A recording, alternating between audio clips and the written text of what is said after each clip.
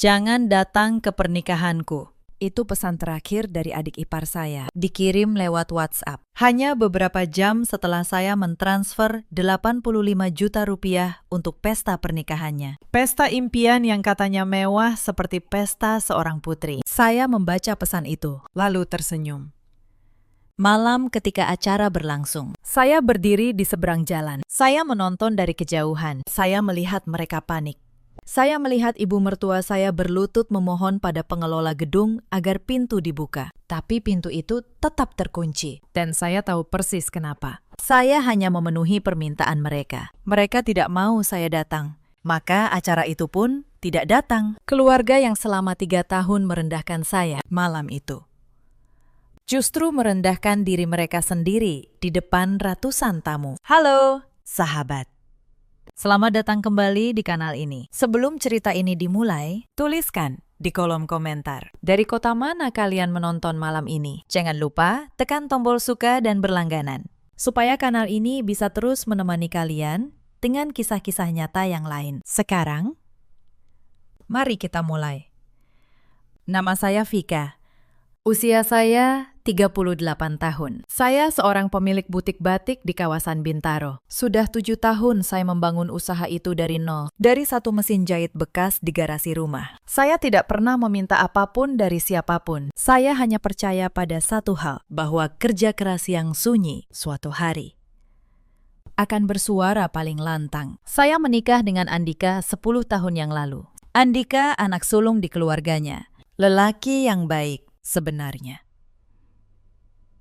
Tapi baik yang lemah, baik yang tidak pernah berani berkata tidak pada ibunya. Saya jatuh cinta pada Andika justru karena kelembutannya. Saat itu, saya pikir, lelaki yang penurut pada ibunya pasti akan menjadi suami yang setia. Saya tidak tahu bahwa kelembutan yang tidak punya batas suatu hari akan berubah menjadi senjata yang melukai saya sendiri. Karena kelembutan tanpa keberanian bukanlah kebaikan. Ia hanyalah ketakutan yang berpura-pura menjadi kasih sayang. Butik saya bangun benar-benar dari nol. Dulu, saya hanya menjahit pesanan kecil dari tetangga. 1, 2, potong baju untuk menambah penghasilan keluarga. Lalu, pelanggan saya bertambah. Mulut ke mulut, membawa nama saya. Saya belajar mendesain motif batik sendiri, motif yang tidak ada di tempat lain. Saya menabung sedikit demi sedikit, membeli mesin jahit kedua. Lalu, ketiga, saya mempekerjakan 2 penjahit. Lalu, 5. Setiap jahitan di butik itu, ada keringat dan air mata saya di dalamnya. Saya bercerita panjang tentang butik ini, bukan untuk membanggakan diri, tapi karena penting bagi kalian untuk mengerti. Setiap rupiah yang nanti diambil paksa dari saya, bukan uang warisan, bukan uang yang jatuh dari langit. Itu adalah uang yang saya peras dari jari-jari saya sendiri, malam demi malam, di depan mesin jahit. Kami tinggal di rumah ibu mertua saya di sebuah kompleks lama di Depok. Bukan karena kami tidak mampu menyewa tempat sendiri. Saya sudah berkali-kali mengajak Andika pindah ke rumah kecil milik saya di Bintaro. Tapi setiap kali saya membuka mulut, Ibu Salwa selalu punya alasan. Katanya, anak sulung tidak boleh meninggalkan ibunya. Katanya, rumah ini akan sepi tanpa Andika. Dan Andika, seperti biasa, hanya menunduk. Ibu Salwa adalah perempuan berusia 60 tahun. Dulu suaminya seorang pegawai biasa yang meninggalkan sepetak rumah dan sedikit tabungan. Tapi Ibu Salwa selalu berbicara seolah keluarganya adalah keturunan bangsawan. Ia gemar memamerkan barang-barang mahal yang sebenarnya dibeli dari uang anak-anaknya. Tas bermerek terkenal, perhiasan emas, gelang demi gelang. Semua itu bukan miliknya. Semua itu adalah hutang budi yang ia tagih dari orang lain. Lalu ada Vanessa, adik ipar saya, si bungsu. Usianya 26 tahun. Anak kesayangan yang tidak pernah salah di mata ibunya. Vanessa tumbuh dengan keyakinan bahwa dunia ini berhutang kemewahan padanya. Ia tidak pernah bekerja serius. Setiap pekerjaan ia tinggalkan dalam hitungan minggu. Karena katanya, gajinya tidak pantas untuk seseorang seperti dirinya. Di rumah itu, saya bukan menantu, saya adalah mesin. Mesin yang mengeluarkan uang setiap kali tombolnya ditekan. 7 tahun pertama pernikahan saya, butik saya masih kecil, penghasilan saya pas-pasan. Saat itu, keluarga Andika nyaris tidak menganggap saya ada. Tapi, 3 tahun terakhir, ketika usaha saya mulai berkembang, ketika pelanggan saya bertambah, semuanya berubah. Mereka mulai melihat saya bukan sebagai manusia, tapi sebagai sumber dana. Awalnya kecil. Ibu Salwa meminjam 2 juta untuk berobat. Saya berikan dengan ikhlas, karena ia ibu suami saya. Lalu Vanessa meminjam 5 juta untuk membeli ponsel keluaran terbaru. Katanya untuk melamar kerja. Padahal ponsel itu hanya ia pakai untuk memamerkan gaya hidup di media sosial. Pinjaman demi pinjaman, yang tidak pernah 1 rupiah pun dikembalikan. Saya diam saja. Suami saya selalu berkata, "Sudahlah, mereka kan keluarga kita." Maka saya menelan semuanya. Saya pikir mungkin ini harga yang harus saya bayar untuk sebuah keluarga. Tapi saya salah, karena bagi orang yang tamat, kesabaran kita bukan kebaikan. Kesabaran kita adalah izin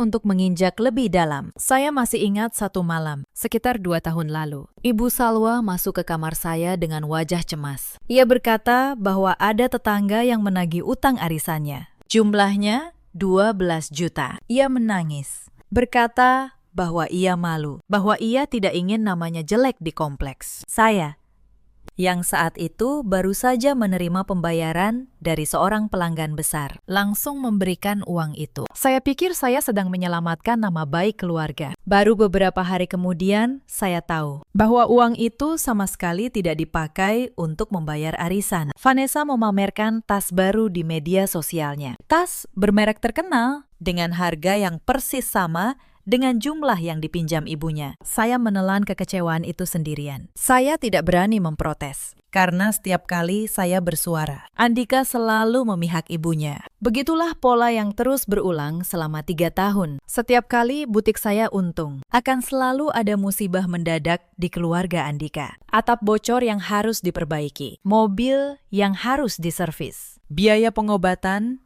yang entah benar atau tidak, setiap rupiah yang saya hasilkan, seolah mereka anggap sebagai kas bersama yang boleh diambil kapan saja. Saya pernah mencoba menghitung. Dalam 3 tahun, total uang yang mengalir dari tangan saya ke keluarga itu sudah lebih dari 200 juta rupiah. Uang yang seharusnya bisa saya pakai untuk membuka 3 cabang butik baru. Uang yang lenyap tanpa satupun ucapan terima kasih. Dan yang paling menyakitkan, semakin banyak saya memberi, semakin rendah posisi saya di mata mereka. Mereka tidak melihat saya sebagai dermawan. Mereka melihat saya sebagai kewajiban, sebagai sesuatu yang memang sudah seharusnya melayani mereka. Dan puncaknya datang 6 bulan yang lalu, ketika Vanessa mengumumkan bahwa ia akan menikah. Calon suami Vanessa bernama Rian, anak dari keluarga Hanifah, sebuah keluarga terpandang yang benar-benar kaya. Bukan kaya pura-pura seperti keluarga mertua saya. Ibu Rian, Bu Hanifah, dikenal sebagai perempuan tegas yang sangat menjunjung tinggi harga diri dan kejujuran. Bagi Ibu Salwa dan Vanessa, pernikahan ini bukan soal cinta. Ini adalah tiket untuk naik kelas. Tiket untuk akhirnya bisa pamer di hadapan seluruh kerabat bahwa mereka berhasil masuk ke keluarga orang kaya. Masalahnya hanya satu, mereka tidak punya uang. Saya masih ingat malam itu. Andika pulang dengan wajah memelas. Ia duduk di tepi tempat tidur, menggenggam tangan saya, lalu berkata pelan, "Vika, tolong bantu adik saya, sekali ini saja." Saya bertanya, berapa yang mereka butuhkan? Andika menyebut angka 85 juta. Saya terdiam. Itu bukan jumlah yang kecil. Itu adalah tabungan saya selama hampir 2 tahun. Hasil keuntungan butik yang saya sisihkan sedikit demi sedikit untuk membuka cabang kedua. Tapi Andika terus memohon. Ia berkata, jika pesta Vanessa tidak megah, keluarga besar akan menertawakan mereka. Ibu akan malu. Dan jika ibu malu, hidup di rumah ini akan menjadi neraka untuk kita berdua. Saya menatap suami saya, lelaki yang seharusnya melindungi saya. Kini memohon agar saya menguras tabungan untuk pesta adiknya. Dan saya, karena lelah berdebat, karena ingin rumah ini tenang, akhirnya mengangguk. Saya tidak tahu Malam itu, bahwa keputusan saya untuk mengalah justru akan membuka pintu untuk penghinaan yang lebih besar. Keesokan paginya, saya turun ke ruang tengah. Ibu Salwa dan Vanessa sedang duduk dikelilingi tumpukan majalah pernikahan. Suara tawa mereka memenuhi ruangan. Vanessa menunjuk-nunjuk gambar gaun pengantin berekor panjang. Gaun ala putri kerajaan Eropa. Ibu Salwa mengangguk-angguk dengan mata berbinar. Mereka bahkan tidak menoleh ketika saya datang. Saya berdeham pelan. Saya memberanikan diri menyampaikan bahwa uang yang diminta sudah saya transfer. Saya berkata dengan suara lembut. Bahwa pelunasan ke pihak wedding organizer sudah saya kirim pagi itu juga, sesuai tagihan yang Vanessa berikan. Saya hanya berharap satu hal, sebuah ucapan terima kasih, atau setidaknya Satu senyuman tulus. tapi yang saya dapatkan jauh dari itu. Vanessa hanya melirik sekilas, tanpa menghentikan jarinya yang membalik halaman majalah. Ia bergumam singkat bahwa uang itu memang sudah seharusnya masuk hari ini. Karena kalau terlambat, katanya, vendor bunga impor akan membatalkan pesanannya. Tidak ada terima kasih. Tidak ada tatapan penghargaan. Seolah saya hanyalah sebuah mesin yang memang sudah seharusnya mengeluarkan uang. Lalu Ibu Salwa menimpali dengan nada dingin. Ia berkata bahwa 85 juta itu sebenarnya masih kurang. Ia mengeluh. Seharusnya saya bisa memberikan 100 juta bulat Supaya mereka bisa menyewa orkestra. Bukan sekedar band akustik biasa. Hati saya terasa diiris. Saya sudah menyerahkan tabungan 2 tahun. Dan yang saya terima adalah keluhan bahwa pemberian saya kurang banyak. Tapi saya tidak berkata apa-apa. Saya hanya menatap kedua perempuan itu. Dan untuk pertama kalinya dalam 3 tahun, sesuatu di dalam diri saya mulai berubah. Bukan amarah. Amarah terlalu panas, terlalu cepat padam. Yang tumbuh di dada saya malam itu adalah sesuatu yang lebih dingin, lebih sabar, dan jauh lebih menentukan. Tapi malam itu mereka belum tahu apa yang sudah mulai saya pikirkan. Hari-hari berikutnya, persiapan pesta semakin gencar. Dan bersamaan dengan itu, penghinaan demi penghinaan juga semakin sering datang. Suatu sore, Vanessa datang ke kamar saya tanpa mengetuk. Ia menyodorkan sebuah daftar tambahan biaya. Ia berkata bahwa dekorasi pelaminan harus diganti dengan yang lebih mewah, karena keluarga Rian akan datang dengan rombongan besar. Ia menyebut angka tambahan, 25 juta lagi. Saya bertanya, bukankah anggaran sudah disepakati sebelumnya? Vanessa menatap saya dengan pandangan meremehkan. Ia berkata, anggaran itu untuk orang biasa. Sedangkan keluarganya, katanya, bukan orang biasa. Saya menahan napas. Lalu saya berkata bahwa saya akan memikirkannya. Vanessa mendengus. Lalu pergi dengan membanting pintu. Malam itu, Andika kembali memohon. Dan kembali, saya mengalah. Saya mentransfer 25 juta lagi. Tabungan saya kini benar-benar terkuras, yang membuat saya semakin pedih keesokan harinya. Saya tidak sengaja melihat unggahan Vanessa di media sosial. Ia memamerkan foto dekorasi pelaminan yang baru, dengan tulisan panjang yang berisi rasa syukur. Ia berterima kasih pada ibunya, yang katanya tak kenal lelah berjuang. Ia berterima kasih pada dirinya sendiri, yang katanya pantang menyerah mengejar mimpi. Tidak ada satu kata pun, satu huruf pun tentang saya, tentang uang saya, tentang pengorbanan saya. Saya menutup ponsel itu pelan. Saya tidak marah lagi. Saya hanya merasa semakin yakin bahwa apa yang sedang saya pikirkan adalah hal yang benar. Beberapa hari kemudian, sesuatu terjadi yang membuat saya mulai membuka mata. Saya sedang merapikan ruang tamu ketika menemukan setumpuk undangan pernikahan yang baru dicetak. Undangan yang indah, dengan kertas tebal dan tinta emas. Saya mengambil satu dan membacanya. Di bagian bawah undangan itu,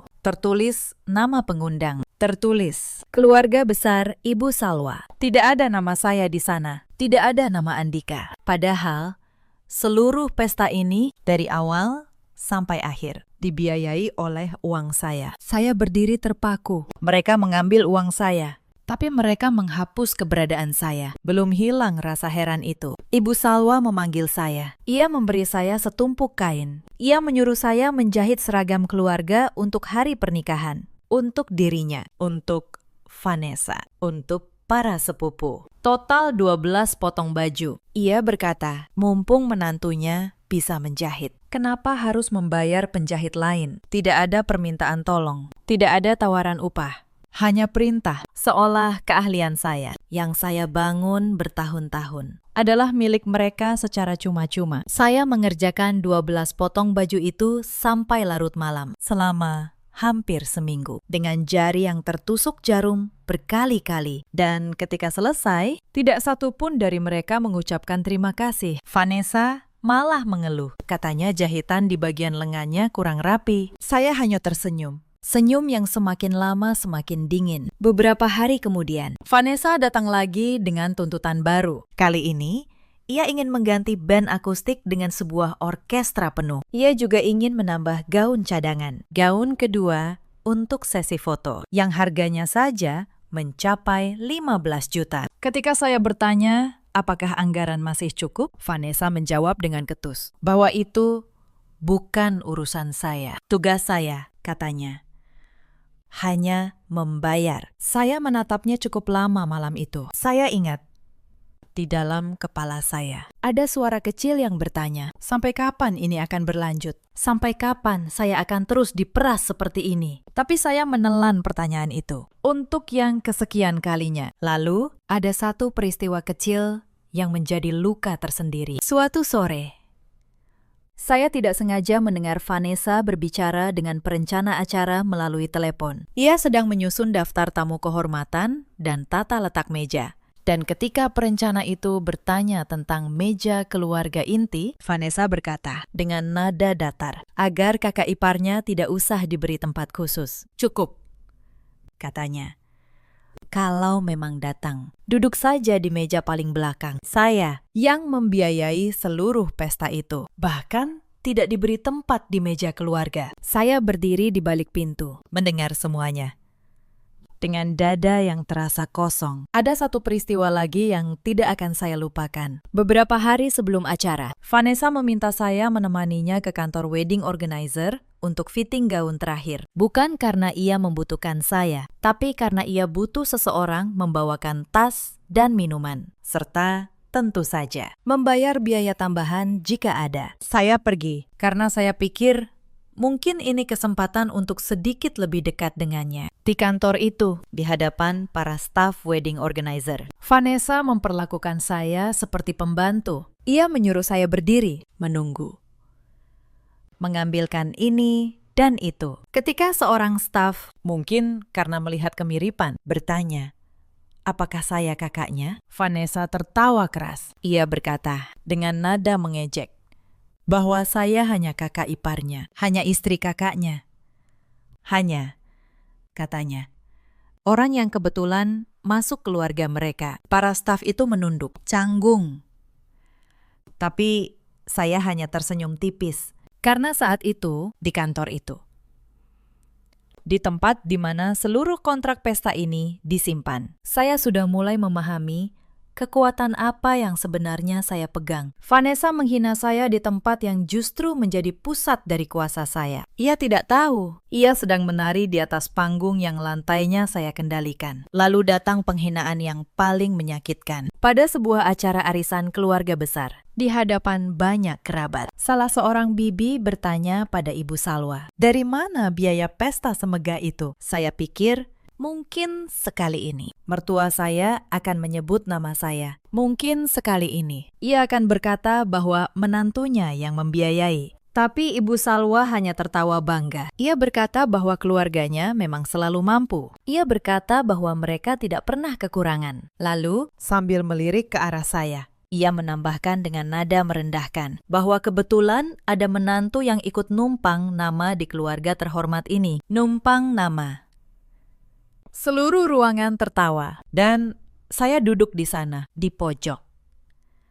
Dengan uang saya yang membiayai meja makanan yang sedang mereka nikmati, dipanggil sebagai orang yang numpang nama. Saat itulah sesuatu di dalam diri saya patah. Bukan dengan suara keras, tapi dengan suara yang sangat pelan. Seperti ranting kering yang akhirnya menyerah pada beban. Malam itu, saya pulang ke kamar. Dan saya tidak menangis. Saya justru merasa sangat tenang. Untuk pertama kalinya, kepala saya begitu jernih. Saya mulai berpikir seperti seorang pengusaha, bukan seperti seorang menantu yang takut kehilangan keluarga. Saya membuka laci dan mengeluarkan map berisi semua dokumen pembayaran selama ini. Bukti transfer, kwitansi, dan yang paling penting, salinan kontrak dengan wedding organizer. Saya membaca kontrak itu, halaman demi halaman, dengan teliti. Seperti saya membaca kontrak bisnis butik saya, dan di sanalah saya menemukannya. Seluruh kontrak kerjasama dengan Royal Wedding Organizer, vendor utama yang mengurus 80% kebutuhan pesta, mulai dari sewa gedung hotel berbintang, dekorasi, sampai tata suara. Semuanya tertulis atas satu nama. Nama saya, Vika. Karena dulu, saat menandatangani kontrak, Vanessa terlalu malas mengurus administrasi. Ibu Salwa tidak punya rekening dengan saldo cukup. Maka merekalah yang menyuruh saya menandatangani semuanya. Mereka menyuruh saya menjadi penanggung jawab kontrak. Supaya jika ada masalah, sayalah yang berurusan dengan vendor. Mereka pikir mereka sedang membebani saya. Mereka tidak sadar. Mereka justru sedang menyerahkan kuncinya pada saya. Di mata hukum, pemilik kontrak ini, pihak yang menandatangani di atas materai, dan pihak yang melakukan seluruh pembayaran. Hanya satu orang. Saya. Bukan Vanessa. Bukan Ibu Salwa. Saya. Saya menutup map itu. Dan untuk pertama kalinya dalam 3 tahun, saya tersenyum dengan sungguh-sungguh. Tapi saya belum melakukan apa-apa. Saya menunggu. Saya ingin mereka menunjukkan wajah asli mereka secara penuh sampai ke titik terakhir. Dan mereka melakukannya. 3 hari sebelum pernikahan. Sore itu, ponsel saya bergetar. Sebuah pesan masuk dari Vanessa. Saya membuka pesan itu dan membacanya pelan. Isinya begini. Vanessa menulis bahwa ia ingin bicara jujur. Ia berkata bahwa keluarga Rian adalah keluarga terhormat dan ia tidak mau ada hal yang memalukan di hari pernikahannya. Lalu ia menulis kalimat yang tidak akan pernah saya lupakan seumur hidup. Ia menulis, "Jangan datang ke pernikahanku." Vanessa menjelaskan dengan kata-kata yang berusaha terdengar sopan tapi penuh racun, bahwa kehadiran saya akan membuat keluarga Rian bertanya-tanya karena penampilan saya, katanya, terlalu sederhana. Karena saya hanya seorang penjahit. Karena, menurut Vanessa, saya tidak pantas duduk di antara para tamu terhormat. Ia berkata, cukup kirimkan uangnya. Lalu, tetaplah di rumah. Saya membaca pesan itu sekali. Lalu 2 kali. Lalu saya meletakkan ponsel di atas meja dengan sangat tenang. Mereka mengambil 85 juta dari saya. Lalu 25 juta lagi. Mereka memakai keahlian saya tanpa upah. Mereka menghapus nama saya dari undangan. Mereka memanggil saya numpang nama di depan kerabat. Dan sekarang, mereka melarang saya datang ke pesta yang seluruhnya saya biayai. Tahu apa yang saya rasakan saat itu? Bukan sakit hati, bukan amarah. Saya merasa bebas. Karena dengan pesan itu, Vanessa baru saja memberi saya izin penuh. Izin untuk berhenti menjadi mesin. Izin untuk akhirnya mengambil kembali apa yang memang milik saya. Saya duduk lama di tepi tempat tidur malam itu. Saya memikirkan 3 tahun yang telah lewat. Semua malam ketika saya menelan air mata sendirian. Semua kali ketika saya memberi dan dibalas dengan hinaan. Semua kali ketika saya berharap suatu hari mereka akan melihat saya sebagai manusia dan bukan sebagai dompet berjalan. Dan saya menyadari sesuatu yang membuat saya tenang selama ini. Kesalahan saya bukan karena saya terlalu baik. Kesalahan saya adalah karena saya memberi kebaikan saya kepada orang yang tidak pernah berniat membalasnya. Saya menyiram tanaman yang akarnya memang dirancang untuk mencekik saya. Tapi malam itu, saya berhenti menyiram. Dan saya mulai berpikir, apa yang akan terjadi jika pohon yang selama ini hidup dari air saya tiba-tiba kehilangan sumber airnya tepat di hari ia paling membutuhkannya. Saya membalas pesannya hanya dengan satu kata, baik.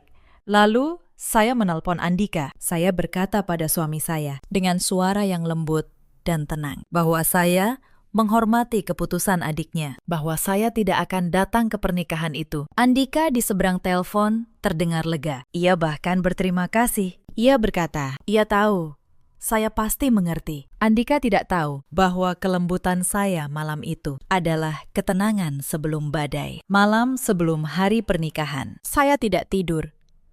Tapi saya tidak gelisah. Saya justru sibuk. Saya membuka laptop. Dan saya mempelajari kembali setiap pasal di dalam kontrak. Setiap klausul tentang pembatalan. Setiap ketentuan tentang siapa yang berhak mengambil keputusan. Saya juga menelpon seorang kenalan lama, Pak Tono, seorang akuntan yang sering membantu mengurus pembukuan butik saya. Saya membacakan beberapa pasal kontrak itu padanya. Saya bertanya, apakah benar posisi saya sekuat yang saya kira? Pak Tono mendengarkan dengan saksama, lalu menjawab dengan tenang. Ia berkata, secara hukum, posisi saya tidak terbantahkan selama nama saya yang tertera sebagai penanggung jawab. Dan selama seluruh pembayaran berasal dari rekening saya, maka hanya saya yang berhak membatalkan. Tidak ada seorang pun, bahkan mempelai sekalipun, yang bisa memaksa saya. Saya berterima kasih pada Pak Tono, lalu menutup telepon. Hati saya semakin mantap. Semuanya jelas. Semuanya menguatkan posisi saya. Saya menatap layar laptop itu lama sekali. Selama ini, mereka mengira mereka sedang membebani saya dengan urusan administrasi yang merepotkan. Mereka menyuruh saya menandatangani, mengurus, membayar, supaya mereka tinggal menikmati. Mereka tidak pernah membayangkan bahwa beban yang mereka taruh di pundak saya sebenarnya adalah sebuah kuasa. Kuasa untuk menghentikan segalanya dengan satu tanda tangan. Pagi hari pernikahan, rumah mertua saya riuh sejak subuh. Ibu Salwa dan Vanessa berangkat lebih dulu ke gedung hotel. Mereka memakai gaun termewah, perhiasan terbanyak, dan tatapan paling sombong. Mereka melewati saya di ruang tengah tanpa sedikit pun menoleh. Bagi mereka, saya sudah selesai, saya sudah membayar. Sekarang, saya tidak berguna lagi. Andika menyusul kemudian. Sebelum pergi, ia sempat berkata pada saya untuk beristirahat saja di rumah. Saya hanya tersenyum dan berkata, hati-hati di jalan. Setelah mobil mereka hilang di ujung jalan, saya bangkit. Saya berganti pakaian. Bukan pakaian sederhana yang biasa mereka hina. Saya mengenakan setelan paling rapi yang saya miliki. Gamis dengan motif batik buatan tangan saya sendiri. Karya terbaik dari butik saya. Saya menyisir rambut dan menatap diri saya di cermin. Perempuan di dalam cermin itu bukan lagi mesin. Ia adalah pemilik. Pemilik dari segala yang sedang mereka banggakan hari ini. Lalu saya memanggil taksi dan menyebut satu alamat. Bukan alamat gedung pernikahan, tapi alamat sebuah ruko mewah berlantai 3 di pusat kota. Kantor Royal Wedding Organizer. Sepanjang perjalanan, saya menatap keluar jendela.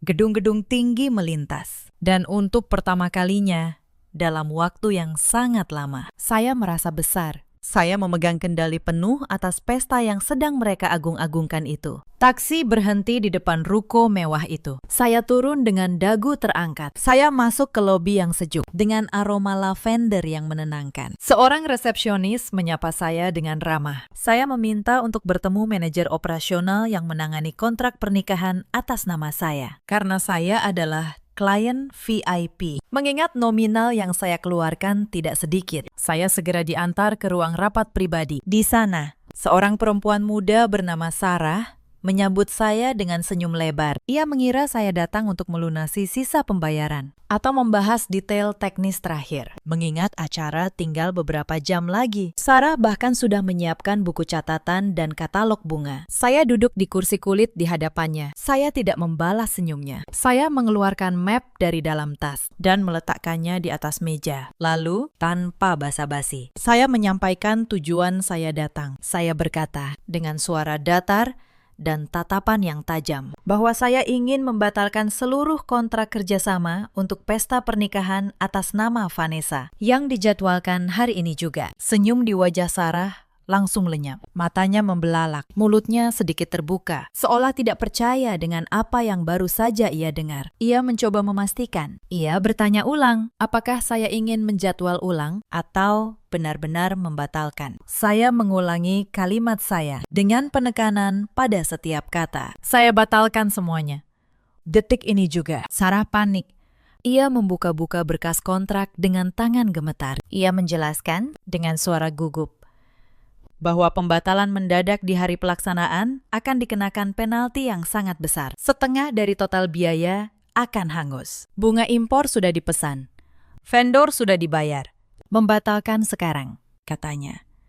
Sama saja dengan membakar uang puluhan juta begitu saja. Sarah mencoba membujuk. Ia mengira ini hanya pertengkaran keluarga kecil yang bisa diselesaikan. Tapi saya sama sekali tidak goyah. Bagi saya saat itu, harga diri saya jauh lebih mahal daripada uang yang hangus. Saya menatap Sarah dan berkata bahwa saya tidak peduli dengan potongan setengah biaya itu. Saya rela kehilangan uang itu, asalkan acara tersebut batal total. Lalu, saya membuka map. Saya menunjukkan surat perjanjian dengan tanda tangan saya di atas materai. Saya mengingatkan Sarah bahwa dalam kontrak ini segala keputusan, perubahan, dan pembatalan ada di tangan pihak yang menandatangani dan yang melakukan seluruh pembayaran, yaitu saya, bukan Vanessa, bukan Ibu Salwa. Sarah membaca dokumen itu, lalu wajahnya pucat. Karena ia tahu secara hukum saya benar sepenuhnya. Ia tidak punya pilihan. Klien yang sah, yang berhak atas seluruh kontrak ini, sedang duduk di hadapannya. Dan ia meminta pembatalan. Dengan tangan bergetar, Sarah memproses pembatalan itu. Ia menelpon pihak gedung hotel. Ia memberitahu bahwa penyewaan atas nama saya dibatalkan secara resmi. Dalam hitungan menit, segalanya berubah. Gedung yang sudah didekorasi megah mendadak menjadi properti yang tidak lagi disewa siapapun. Saya menandatangani surat pembatalan terakhir. Lalu, saya berdiri dan berkata terima kasih pada Sarah. Saya keluar dari kantor itu dengan langkah ringan. Di luar, langit cerah. Saya memanggil taksi lagi dan menyebut alamat gedung hotel tempat pesta seharusnya berlangsung. Saya ingin menonton. Saya ingin melihat dengan mata kepala saya sendiri bagaimana istana pasir yang mereka bangun di atas uang saya runtuh.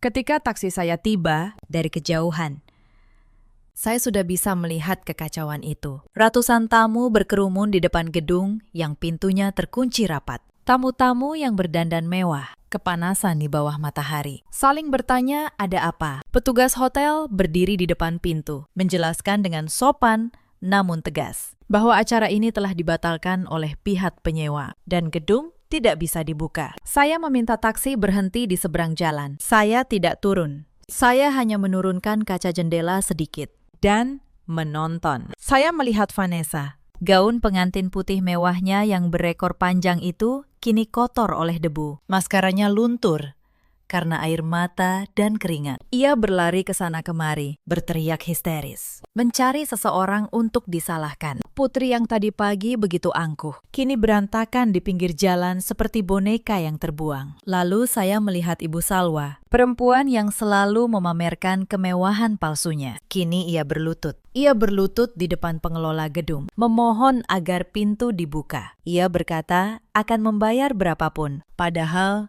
semua orang tahu. Ia tidak punya apa-apa. Tangannya yang penuh gelang emas itu menggenggam lengan petugas, memohon. Sambil menangis, saya menatap pemandangan itu dengan tenang. Tidak ada kemenangan yang meledak-ledak di dada saya. Hanya rasa adil yang sunyi. Tak lama, Iring-iringan mobil mewah masuk ke area gedung. Rombongan keluarga Rian datang. Mobil terdepan berhenti dan turunlah Bu Hanifah, Ibunda Rian, dengan anggun. Tatapannya menyapu sekeliling. Gedung yang terkunci, sampah dan kursi yang berserakan, calon besan yang berlutut di trotoar, dan calon menantu yang menangis berantakan. Ibu Salwa tergagap. Ia mencoba mengarang cerita bahwa ini kesalahan teknis pihak gedung, bahwa terjadi kesalahan pemesanan ganda. Ia berusaha memposisikan dirinya sebagai korban. Tapi saat itu, Sarah, manajer wedding organizer yang ternyata juga hadir untuk mengurus pembatalan di lokasi, mendengar kebohongan itu. Dan ia tidak terima disalahkan. Sarah berkata dengan jelas, di hadapan semua orang, bahwa tidak ada kesalahan teknis apapun. Ia berkata bahwa acara ini dibatalkan secara resmi oleh pihak penyewa, oleh pemilik kontrak yang sah, yaitu Ibu Vika. Nama saya menggema di udara. Dan di dalam salah satu mobil, saya melihat Andika tersentak hebat. Ia menoleh ke arah kerumunan dengan wajah pucat. Ia akhirnya menyadari semua kepingan yang hilang. Kenapa saya begitu tenang malam itu? Kenapa saya tidak marah ketika dilarang datang? Kenapa saya bahkan mengucapkan terima kasih? Andika turun dari mobil dan matanya mencari-cari. Lalu ia melihat taksi saya di seberang jalan. Ia berlari menyeberang, menghampiri saya dengan wajah penuh tanya. Ia bertanya dengan suara bergetar, apakah benar saya yang melakukan ini semua? Saya tidak menghindar. Saya membuka pintu taksi dan keluar. Saya berdiri di hadapannya di tepi jalan itu dengan tenang. Untuk pertama kalinya dalam 10 tahun, saya menatap matanya tanpa rasa takut sedikit pun. Saya menjawab dengan tenang. Saya berkata bahwa saya hanya mengambil kembali apa yang menjadi hak saya. Saya mengingatkannya bahwa uang itu uang saya. Kontrak itu atas nama saya. Jika mereka tidak menginginkan kehadiran saya, maka mereka juga tidak berhak menikmati fasilitas yang saya bayar. Saya melanjutkan dengan suara yang lebih pelan, namun setiap katanya menusuk. Saya bertanya padanya, di mana ia selama 3 tahun ini? Saya bertanya, kemana suami yang seharusnya berdiri di samping saya ketika ibunya menyebut saya numpang nama di depan kerabat? Ketika adiknya melarang saya datang ke pesta yang saya biayai sendiri, saya bertanya, apakah ia pernah sekali saja membela saya? Andika terdiam 1000 bahasa. Ia tidak mampu membantah karena jauh di lubuk hatinya ia tahu saya benar. Ia menunduk. Bahunya yang selama ini selalu tegap karena gengsi, kini turun. Seperti seseorang yang baru saja kalah dalam pertarungan melawan dirinya sendiri. Di kejauhan, Bu Hanifah menatap tajam ke arah Vanessa dan Ibu Salwa. Ia perempuan cerdas yang tidak mudah dibohongi. Fakta bahwa seluruh pesta megah itu ternyata dibiayai dan dikontrak atas nama saya, sang kakak ipar yang selama ini direndahkan. Dan bukan atas nama keluarga Vanessa yang mengaku kaya raya. Membuka mata Bu Hanifah lebar-lebar. Ia menyadari bahwa selama ini keluarga calon menantunya hanyalah benalu yang bersembunyi di balik topeng kemewahan palsu. Dengan suara tenang namun penuh wibawa, Bu Hanifah berkata bahwa keluarganya tidak bisa menerima pernikahan yang dibangun di atas kebohongan dan kepura-puraan. Bu Hanifah berjalan mendekati Ibu Salwa yang masih berlutut. Ia tidak berteriak, ia tidak memaki. Justru ketenangannya itulah yang membuat semua orang terdiam. Ia berkata bahwa ia datang ke pernikahan ini dengan niat tulus untuk menyambut sebuah keluarga baru. Tapi yang ia temukan, katanya, hanyalah sebuah keluarga yang membangun kehormatan di atas uang orang lain. Dan kemudian menendang orang itu seperti sampah. Ia menatap Vanessa dan berkata bahwa seorang perempuan yang tega merendahkan kakak iparnya sendiri. Perempuan yang membiayai pesta impiannya. Bukanlah perempuan yang pantas menjadi ibu bagi cucu-cucunya kelak. Ucapan itu terdengar pelan, tapi menghantam seperti palu. Lalu, di hadapan ratusan tamu, Bu Hanifah membatalkan pernikahan itu. Ia mengajak Rian dan seluruh rombongannya pergi. Rian sempat menatap Vanessa dengan kecewa, lalu berbalik mengikuti ibunya. Mobil-mobil mewah itu pergi, meninggalkan debu dan kehancuran. Vanessa berteriak histeris. Ia menyalahkan saya. Ia memaki saya sebagai perempuan jahat yang iri. Ia memperlihatkan sifat aslinya yang kasar di depan sisa-sisa tamu yang masih ada. Tapi tidak ada lagi yang peduli. Semua orang sudah melihat siapa mereka sebenarnya. Tepat saat itu, ponsel Andika berdering. Nama Ibu Salwa muncul di layar. Andika ragu untuk mengangkatnya. Tapi saya dengan tenang meminta ia menekan tombol pengeras suara. Saya ingin ia mendengar sendiri suara asli ibunya. Begitu tersambung, jeritan Ibu Salwa langsung memenuhi kabin mobil. Ia berteriak, mencari saya.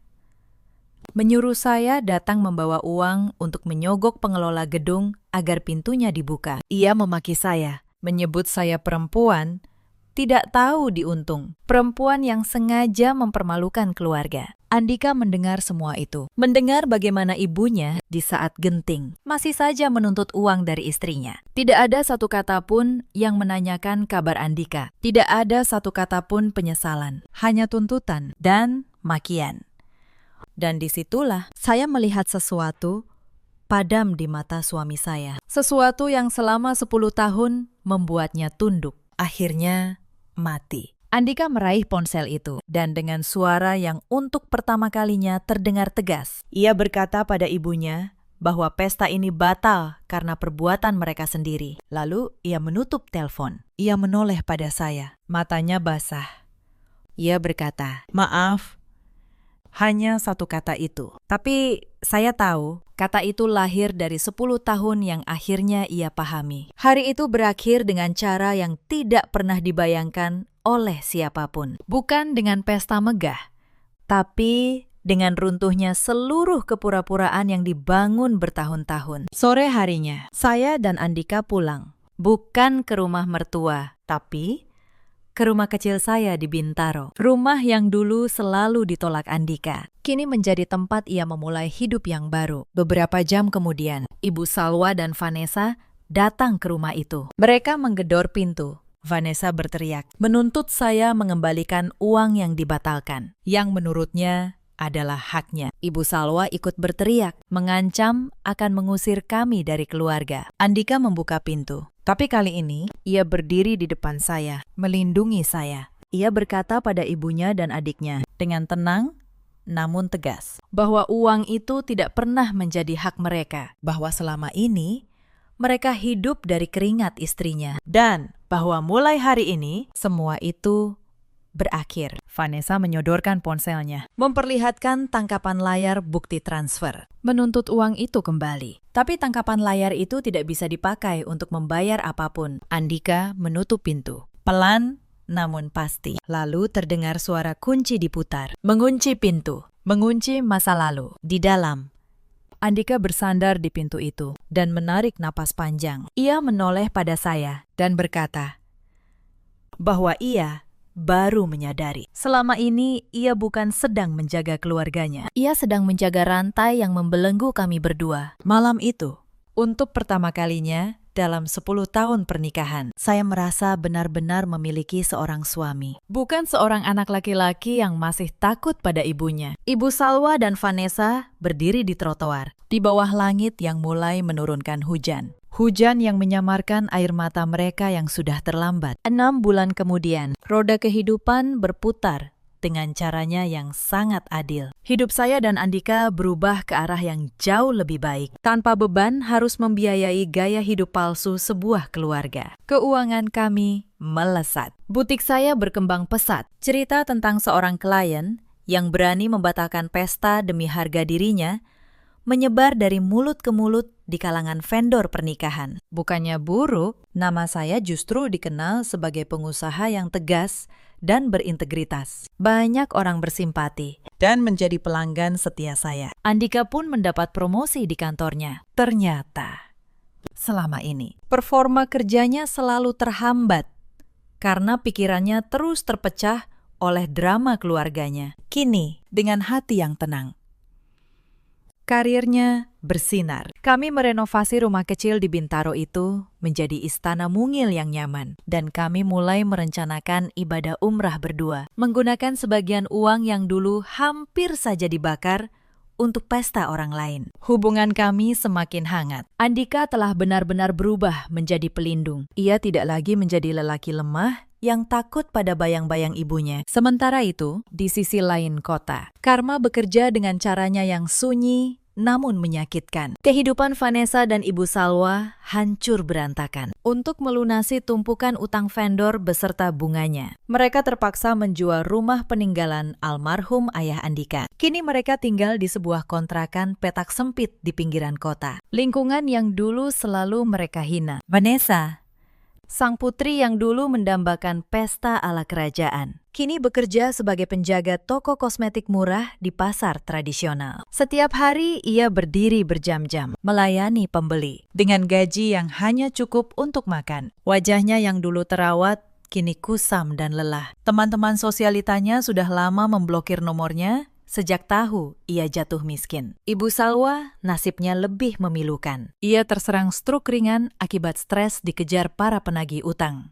Kini, ia hanya bisa duduk di kursi roda, di depan televisi kecil, di kontrakan yang sempit itu. Tidak ada tetangga yang mau menjenguknya, karena mulutnya yang masih saja tajam. Ia sering meracau, memanggil nama Andika, berharap anak sulungnya datang menjemput. Tapi harapan itu sia-sia. Konon, dari cerita seorang kerabat lama, Ibu Salwa pernah berkata pada Vanessa, di sela-sela kemarahannya, bahwa seharusnya dulu mereka memperlakukan saya dengan lebih baik. Tapi kata-kata itu datang terlambat. Penyesalan yang lahir setelah semuanya runtuh hanyalah air mata yang jatuh di atas tanah yang sudah kering. Tidak ada gunanya. Tidak menumbuhkan apa-apa. Suatu malam di akhir pekan, saya dan Andika makan malam di sebuah restoran kaca di pusat kota. Kami tertawa, membicarakan rencana umrah kami. Saat itulah, sebuah angkutan umum berhenti tepat di depan jendela restoran. Di dalamnya, di antara penumpang yang berdesakan, saya melihat sebuah wajah yang saya kenal. Vanessa.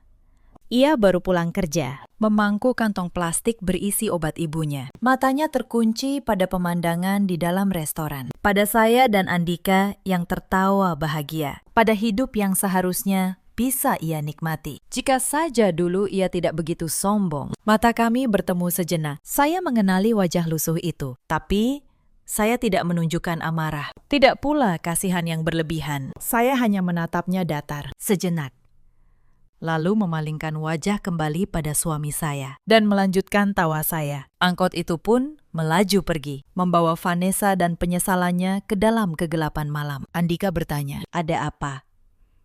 Saya menggeleng pelan, sambil tersenyum. Saya berkata, "Bukan apa-apa. Hanya seseorang dari masa lalu yang mengingatkan saya betapa bersyukurnya kita hari ini." Malam itu, saya menyadari satu hal, bahwa balas dendam yang terbaik bukanlah dengan amarah, bukan pula dengan caci maki, melainkan dengan menjadi bahagia, dengan menjalani hidup sebaik-baiknya. Sementara mereka yang dulu menyakiti kita, menyaksikan semuanya dari kejauhan, membusuk dalam penyesalan yang tak berujung. Cerita ini mengajarkan kita satu hal yang sederhana. Jangan pernah menukar harga diri dengan penerimaan orang lain. Dan jangan pernah mengira bahwa kesabaran seseorang adalah tanda kelemahan. Karena ada batas di mana orang yang paling sabar sekalipun akhirnya berhenti memberi dan mulai mengambil kembali. Ada banyak perempuan di luar sana yang seperti saya dulu, yang terus memberi, terus mengalah, dengan harapan suatu hari akan diterima dan dihargai. Mereka mengira jika cukup banyak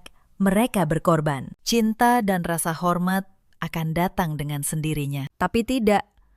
Bagi orang yang tamak, pengorbanan kita hanya membuat mereka semakin lapar. Ada juga banyak suami seperti Andika dulu, lelaki yang baik, tapi terlalu lemah untuk membela, yang mengira diam adalah cara menjaga kedamaian. Padahal diam, mereka justru memberi izin bagi ketidakadilan untuk tumbuh subur di rumah sendiri. Dan ada pula para ibu mertua serta para ipar yang mengira bahwa hubungan keluarga adalah cek kosong yang bisa dicairkan kapan saja, yang lupa bahwa rasa hormat tidak bisa dibeli dan tidak bisa dituntut. Ia hanya bisa diberikan kepada mereka yang juga memberi. Dalam hidup, kita selalu punya pilihan. Memutus hubungan yang merusak bukanlah sebuah dosa. Ia adalah upaya menyelamatkan diri dan menyelamatkan rumah tangga kita. Jika kalian pernah berada di posisi saya atau mengenal seseorang yang sedang mengalaminya, ceritakanlah kisah kalian di kolom komentar. Mungkin cerita kalian akan menjadi kekuatan bagi orang lain yang sedang berjuang dalam diam. Terima kasih sudah menemani saya sampai akhir. Sampai jumpa di cerita berikutnya. Malam itu adalah malam ulang tahun saya. Ketika saya pulang setelah lembur, sepasang sepatu hak tinggi merah tergeletak di teras. Bukan milik saya, di sofa ruang tengah.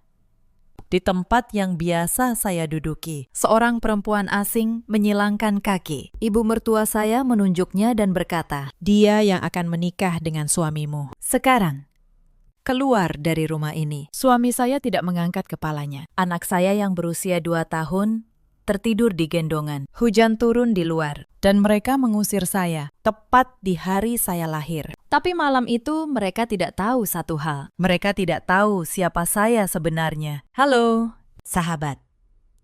Selamat datang kembali di kanal Cerita Kita. Duduklah yang nyaman. Kisah ini panjang, dan setiap bagiannya akan membuat Anda menahan napas. Kalau Anda suka cerita tentang kesabaran yang akhirnya berbicara, tekan tombol berlangganan supaya episode berikutnya tersaji otomatis untuk Anda. Nama saya Maya Saraswati. Usia saya 30 tahun. 3 tahun terakhir, saya hidup di rumah keluarga mertua di kawasan Bintaro.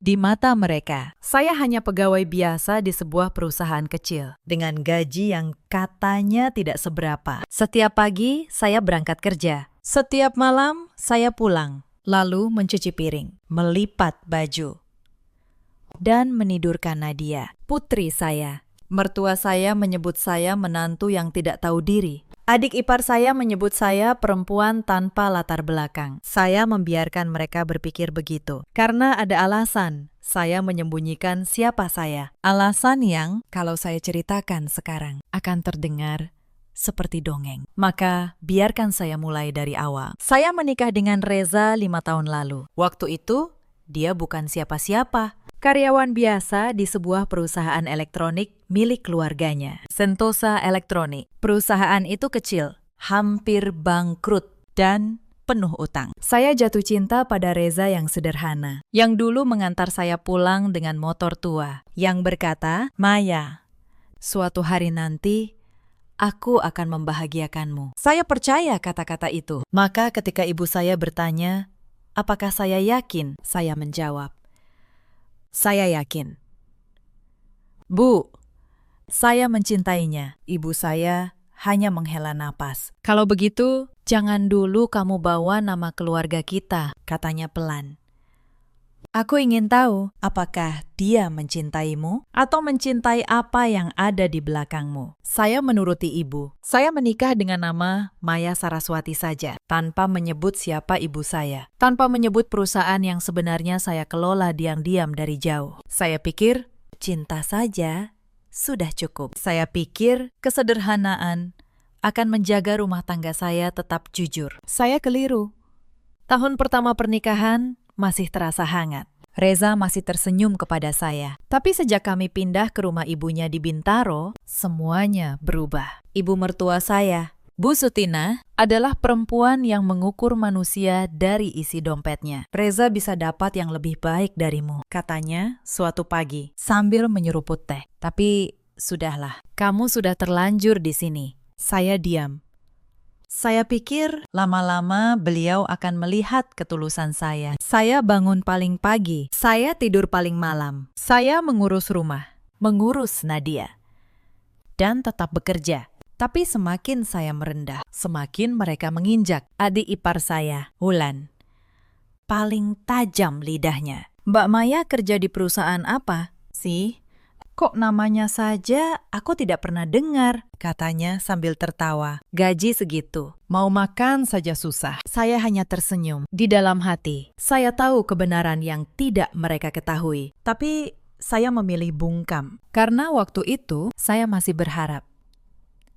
Masih berharap Reza akan membela saya. Masih berharap rumah ini bisa menjadi rumah. Harapan itu perlahan mulai retak. Pukul 8 malam. Udara di ruang keluarga terasa berat. Saya berdiri di depan wastafel, mencuci piring dalam diam. Sambil menggosok piring berminyak, saya menyadari satu hari lagi telah berlalu. Dari belakang, terdengar suara tajam ibu mertua saya. Kerja di perusahaan yang namanya saja tidak pernah didengar orang. Memangnya apa yang membuatmu sesibuk itu? Pulang selalu telat. Mencuci piring saja tidak becus. Beliau duduk di sofa, menonton saluran belanja, dan menghela napas berat. Seperti biasa, saya tidak menjawab. Menjawab hanya akan memperpanjang malam. Reza masuk, melepas dasinya, lalu duduk di samping ibunya. Dia melihat saya berdiri di dapur, dan dia tidak berkata apa-apa. Dulu, dia akan menghampiri saya. Dulu, dia akan berkata, "Sini, biar aku bantu." Tapi malam itu, dia hanya menyalakan televisi lebih keras. Saya menatap punggungnya, dan saya tahu sesuatu di antara kami sudah patah. Itu insiden pertama dari banyak hal yang akan datang. Malam itu, saya belum tahu seberapa jauh mereka berani melangkah. Beberapa hari kemudian, ibu mertua memanggil saya ke ruang tengah. "Mulai sekarang, gajimu serahkan padaku," katanya. "Biar aku yang atur. Kamu tidak pandai mengelola uang." Saya menahan napas. "Bu, itu gaji saya. Saya butuh untuk keperluan Nadia. Nadia cucuku. Aku yang tahu apa yang dia butuhkan." Potong beliau. "Atau kamu mau bilang aku tidak becus mengurus cucuku sendiri?" Reza, yang duduk di sebelah, akhirnya bersuara. Tapi bukan untuk membela saya. "Sudah, Maya. Turuti saja, Ibu. Apa susahnya?" Malam itu, saya menyerahkan amplop gaji saya. Tangan saya dingin. Bukan karena uangnya, tapi karena saya sadar di rumah ini suara saya tidak pernah dihitung. Saya berjalan ke kamar, dan saya menatap Nadia yang tertidur. Dalam hati saya berbisik, "Sabar dulu. Belum waktunya." Mereka tidak tahu. Uang gaji itu hanyalah recehan dibanding apa yang sebenarnya saya miliki. Beberapa minggu setelah itu, ada arisan keluarga besar di rumah. Para kerabat berkumpul, dan ibu mertua memamerkan menantunya yang lain. Istri dari kakak Reza, yang katanya berasal dari keluarga terpandang. "Nah, ini menantu idaman," kata beliau, sambil melirik ke arah saya. "Bukan seperti yang satu itu. Entah dari keluarga mana. Kerja pun tidak jelas." Para tamu tertawa kecil. Saya berdiri di sudut dapur, menyiapkan minuman untuk mereka semua. Saya mendengar setiap kata itu, tapi saya hanya tersenyum dan terus mengiris buah. Salah seorang bibi bahkan sempat berbisik, cukup keras agar saya dengar. "Kasihan, ya? Dipungut dari mana anak ini?" Saya membawa nampan berisi minuman, meletakkannya satu persatu dengan tangan yang tenang. Di dalam hati, saya mencatat setiap wajah yang tertawa hari itu. Bukan untuk membenci, tapi supaya saya ingat betapa mudahnya orang menghakimi sesuatu yang tidak mereka pahami. Malam itu, setelah semua tamu pulang, saya membereskan piring kotor sampai dini hari, sendirian. Tidak ada yang menawarkan bantuan. Reza sudah tidur. Dan saya di tengah tumpukan piring, berkata pelan pada diri sendiri, "Suatu hari, kalian akan mengingat malam ini." Lalu ada satu peristiwa yang membuat saya benar-benar mengerti bahwa rumah ini tidak akan pernah menjadi rumah bagi saya. Suatu hari, Nadia demam tinggi. Tengah malam, panasnya tidak turun, dan dia menangis tanpa henti. Saya panik. Saya mengetuk pintu kamar mertua, meminta tolong dipinjami mobil untuk membawa Nadia ke rumah sakit. Ibu mertua membuka pintu, menatap saya dengan kesal, lalu berkata, "Cuma demam saja kok ribut. Anak kecil memang begitu. Jangan manja. Mobil itu untuk keperluan penting, bukan untuk hal sepele." Pintu ditutup di depan wajah saya. Malam itu, saya menggendong Nadia, berjalan kaki di tengah dinginnya udara, mencari taksi di ujung jalan. di ruang tunggu rumah sakit sambil memeluk putri saya yang lemah. Saya menelpon ibu saya, dan untuk pertama kalinya, saya hampir menyerah. "Bu," kata saya, lirih. "Saya lelah." Ibu saya, dengan suara tenang, menjawab, "Bertahanlah sedikit lagi, Nak. Tapi ingat, kalau suatu hari rumah itu sudah tidak lagi menjadi tempat yang aman untuk Nadia, kamu tidak perlu meminta izin siapapun untuk pergi." Kata-kata itu tersimpan dalam hati saya. Saya belum pergi malam itu, tapi saya tahu hari itu semakin dekat. Minggu berikutnya, Wulan datang membawa kabar. "Bu, perusahaan Mas Reza lagi susah," katanya di meja makan. Sentosa Elektronik hampir kalah tender. Kalau tidak dapat kontrak besar bulan depan, bisa tutup. Ibu mertua langsung panik. "Lalu bagaimana? Itu warisan keluarga kita." "Tenang, Bu." Wulan tersenyum. Wulan kenal anak pemilik perusahaan besar. Namanya Sinta. Kalau Mas Reza bisa dekat dengan keluarga Sinta, kontrak itu pasti jatuh ke tangan kita. Saya berhenti menyuap. Saya mengerti kemana arah pembicaraan ini. Dan saya melihat Reza, suami saya, tidak menolak. Dia hanya menunduk, memutar gelas di tangannya.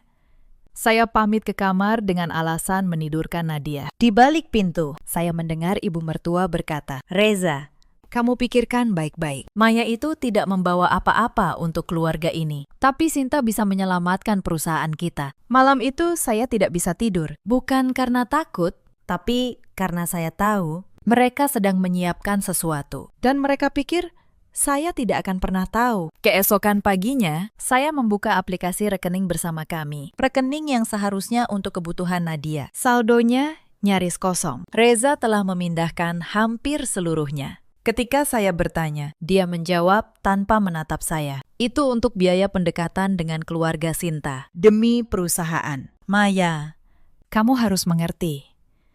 Saya menatapnya lama. "Itu uang untuk susu dan keperluan Nadia." "Reza, nanti aku ganti," katanya cepat. Lalu pergi. Dia tidak pernah menggantinya. Hari itu, saya mengerti di mata suami saya. Perusahaan keluarganya bahkan lebih penting daripada perut anak kandungnya sendiri. Sesuatu di dalam diri saya yang selama ini saya jaga tetap hangat, perlahan membeku. Sejak hari itu, perlakuan mereka berubah, lebih dingin, lebih terang-terangan. Ibu mertua mulai menyuruh saya makan belakangan. Setelah semua orang selesai, Wulan mulai memanggil saya pembantu di depan tamu, lalu tertawa seolah itu lelucon. Suatu sore, Nadia berlari ke arah neneknya sambil memanggil, "Nenek, nenek." Ibu mertua menepis tangan kecilnya. "Jangan panggil aku nenek," katanya. "Anak dari perempuan seperti ibumu bukan cucuku." Saya berlari memeluk Nadia. Dada saya terasa diremas. Nadia menangis. Tidak mengerti apa salahnya. Saya menggendongnya keluar. Dan untuk pertama kalinya dalam 3 tahun, air mata saya jatuh tanpa bisa saya tahan. Tapi saya tidak menangis di depan mereka. Saya menyimpannya. Setiap luka saya simpan. Karena saya tahu suatu hari semua ini akan terbalas dengan cara yang tidak pernah mereka bayangkan. Saya menelpon ibu saya malam itu. "Bu," kata saya. Suara saya bergetar. "Nadia tidak diakui sebagai cucu di sini, di seberang." Ibu saya terdiam lama. Lalu beliau berkata dengan suara yang sangat tenang, "Maya, kamu sudah cukup bertahan. Kalau kamu sudah siap, pulang. Pintu rumah ini selalu terbuka untukmu." Saya menutup telepon. Saya belum siap. Saya masih ingin memberi Reza satu kesempatan terakhir. Saya masih ingin percaya bahwa lelaki yang dulu mengantar saya dengan motor tua itu masih ada di dalam dirinya. Beberapa hari kemudian, kantor saya mengadakan acara penting. Sebuah pertemuan yang seharusnya saya hadiri. Tapi pagi itu, ibu mertua tiba-tiba menyuruh saya membersihkan seluruh rumah karena akan ada tamu arisan lagi. "Telepon kantormu, bilang tidak masuk," perintahnya. "Mengurus rumah lebih penting daripada pekerjaan recehmu itu." Saya mencoba menjelaskan bahwa pertemuan itu penting. Tapi Reza yang berdiri di sampingnya justru berkata, "Maya, Ibu sudah capek. Turuti saja. Toh kerjamu juga tidak menghasilkan banyak. Saya menatap suami saya, dan saya tidak mengenali lagi orang yang berdiri di depan saya. Hari itu, saya tetap berangkat. Diam-diam, karena pertemuan itu yang tidak mereka ketahui adalah rapat penting di perusahaan saya sendiri. Tapi ketika saya pulang malam harinya, ibu mertua sudah menunggu di depan pintu dengan wajah merah. "Beraninya kamu melawan," bentaknya. Lalu melempar tas saya ke lantai. Isinya berhamburan. Nadia yang melihat itu menangis ketakutan. Saya berlutut, memunguti barang-barang saya satu persatu. Sementara mereka menatap dari atas dengan tatapan merendahkan. Di saat itulah, sambil memunguti barang di lantai, saya membuat keputusan dalam hati. Kesabaran saya ada batasnya. Dan batas itu sebentar lagi akan mereka temukan sendiri. Kesempatan terakhir itu hancur di malam ulang tahun saya. Hari itu, saya pulang lebih lambat karena lembur. Saya membawa sepotong kue kecil, berharap setidaknya Nadia bisa meniup lilin bersama saya. Saya membuka pintu, dan saya melihat sepasang sepatu hak tinggi merah di teras. Di dalam, di sofa, Sinta duduk dengan anggun. Ibu mertua, Wulan, dan Reza mengelilinginya seperti tamu kehormatan. Di meja, ada kue ulang tahun, tapi bukan untuk saya. Lilinnya bertuliskan nama lain. "Akhirnya kamu pulang," kata ibu mertua tanpa menoleh. "Kebetulan, ada yang ingin kami sampaikan." Beliau menunjuk Sinta. Dia yang akan menikah dengan Reza. "Keluarganya akan menyelamatkan perusahaan kita. Kamu, mulai malam ini, keluar dari rumah ini." Saya berdiri membeku. Kue di tangan saya terasa berat. "Apa maksud ibu?" tanya saya.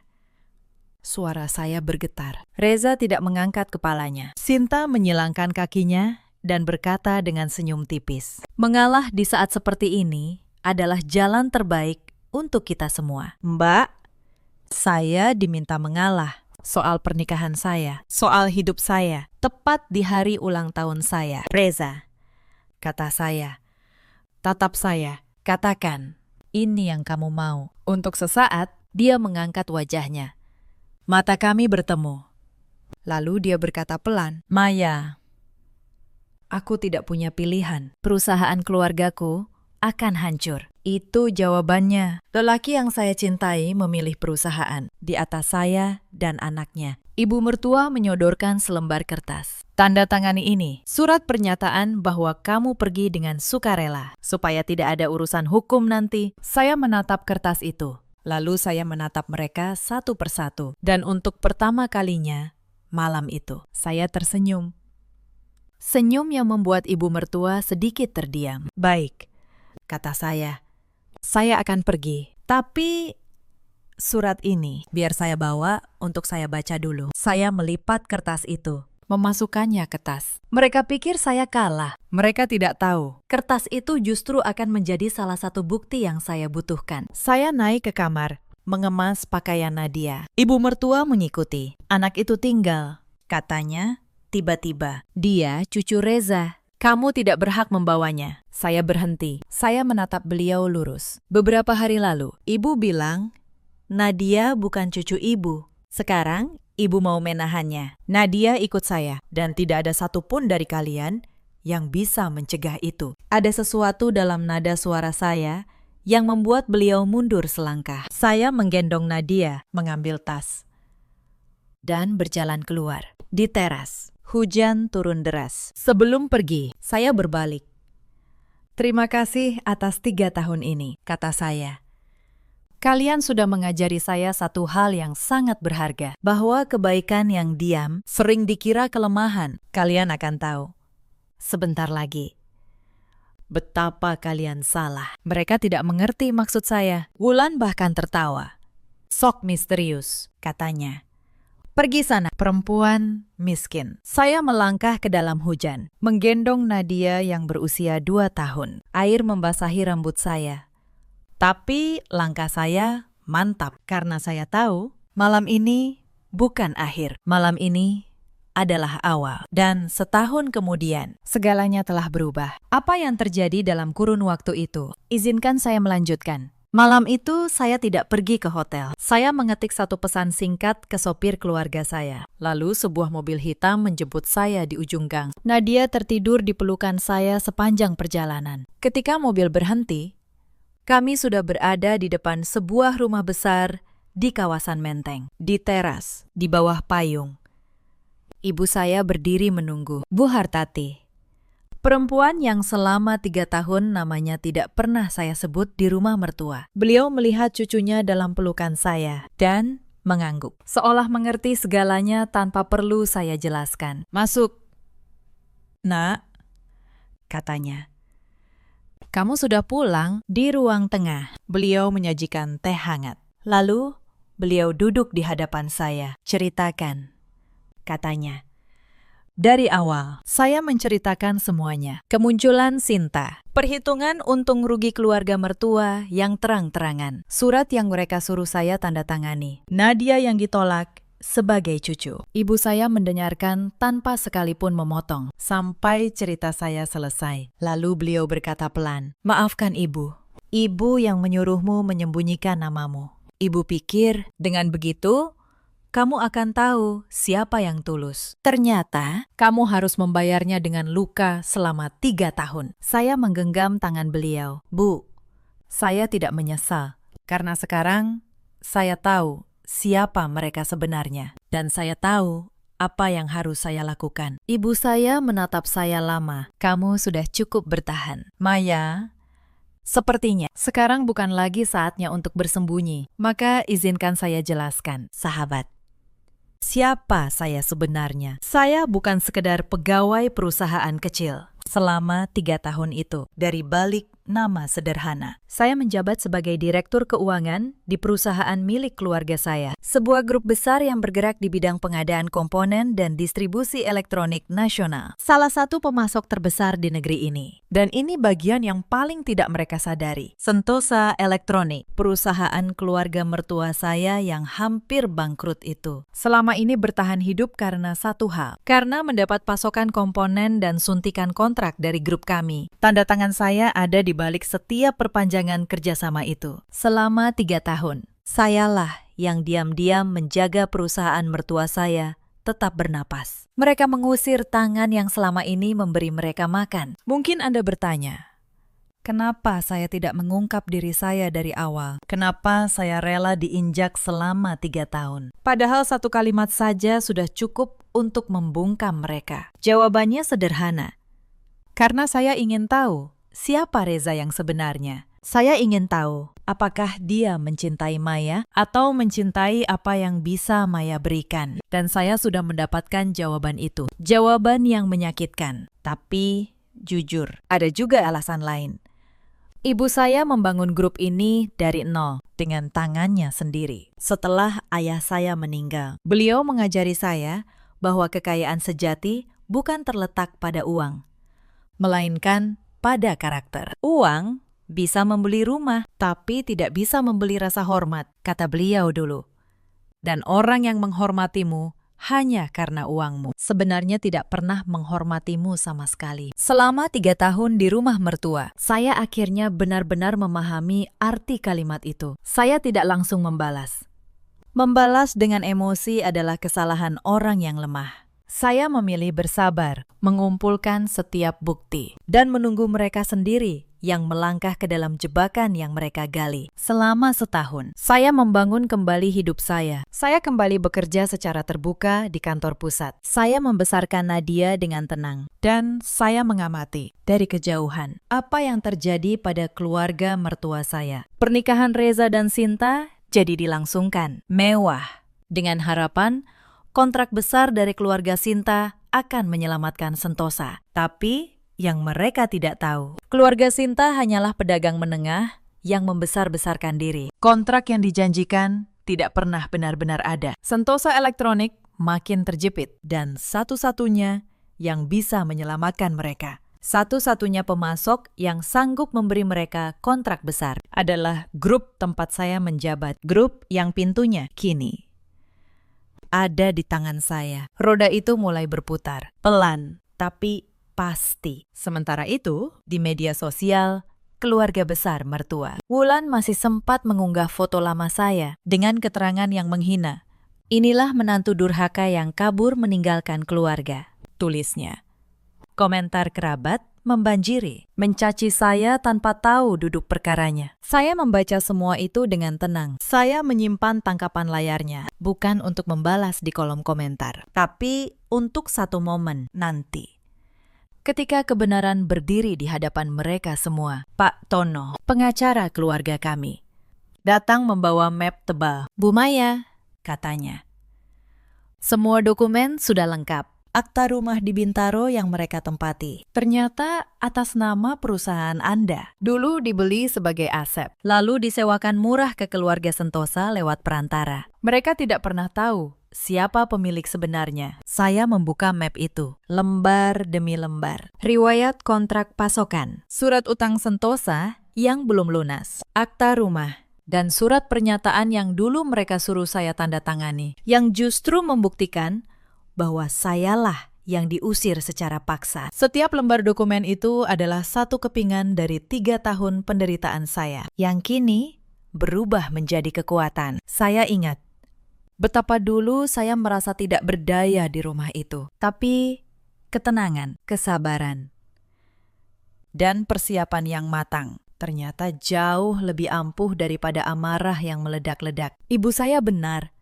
Orang yang menanam angin pada akhirnya akan menuai badai. Dan saya tidak perlu menjadi badai itu. Saya hanya perlu membiarkan waktu melakukan tugasnya. Semuanya tersusun rapi. Hitam di atas putih, Pak Tono, kata saya.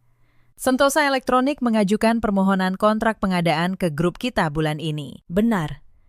Benar, Bu.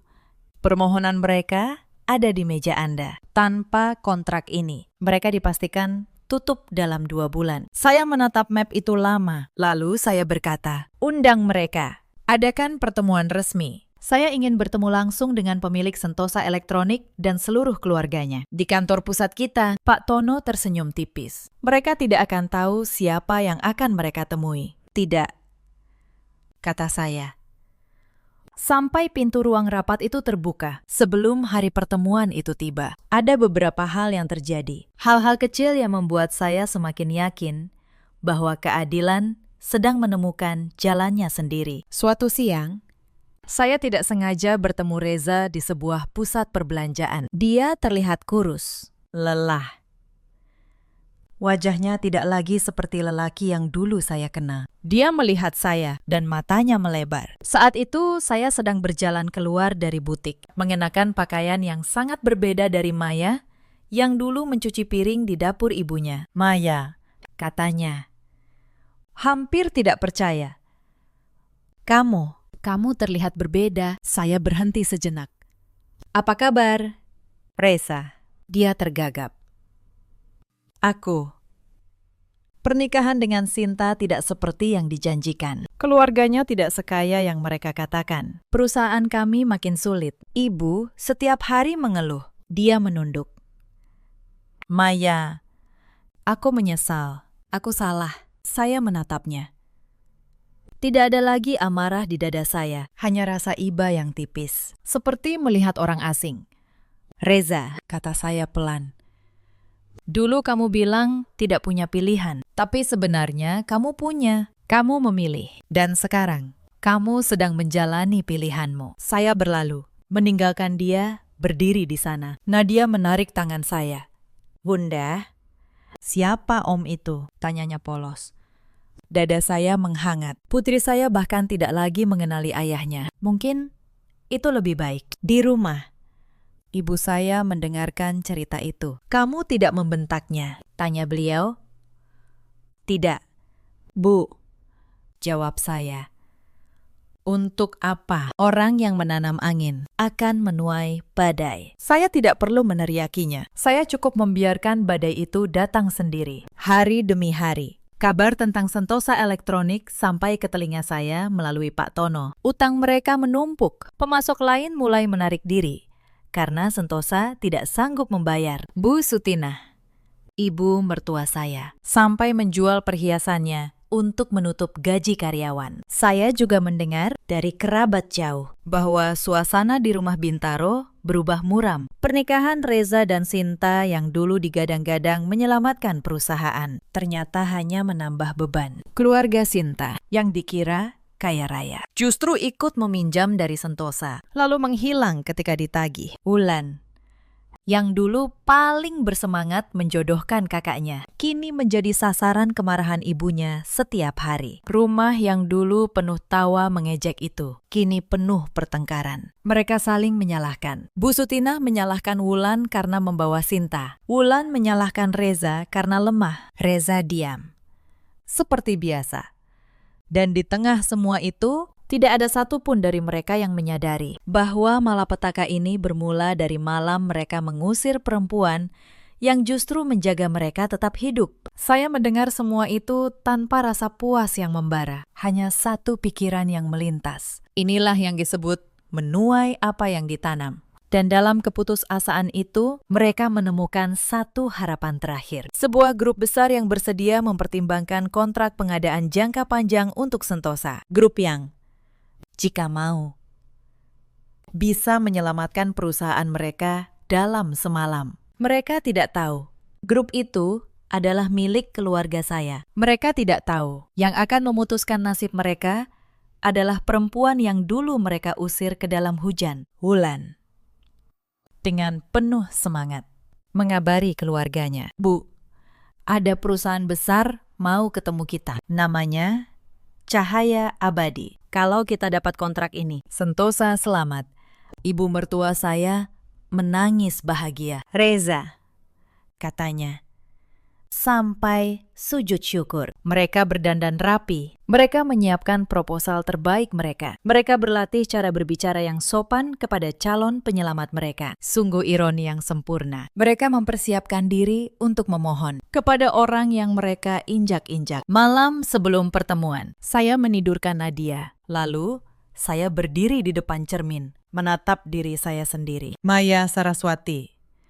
Bukan lagi menantu yang dihina di dapur, tapi direktur keuangan yang menentukan hidup mati sebuah perusahaan. Saya tidak merasakan dendam yang membara. Saya hanya merasakan ketenangan. Ketenangan orang yang tahu esok hari kebenaran akhirnya akan berbicara. Hari itu pun tiba. Kantor pusat grup kami berdiri megah di kawasan Sudirman, lantai paling atas. Ruang rapat utama dengan jendela kaca dari lantai ke langit-langit, memandang seluruh kota Jakarta. Di ruang itulah pertemuan akan berlangsung. Saya datang lebih awal. Saya duduk di kursi paling ujung, kursi pimpinan, dengan punggung menghadap jendela. Cahaya pagi masuk dari belakang saya, sehingga siapapun yang masuk hanya akan melihat siluet, belum wajah saya. Pak Tono berdiri di samping, memegang map tebal berisi semua bukti. Pukul 10.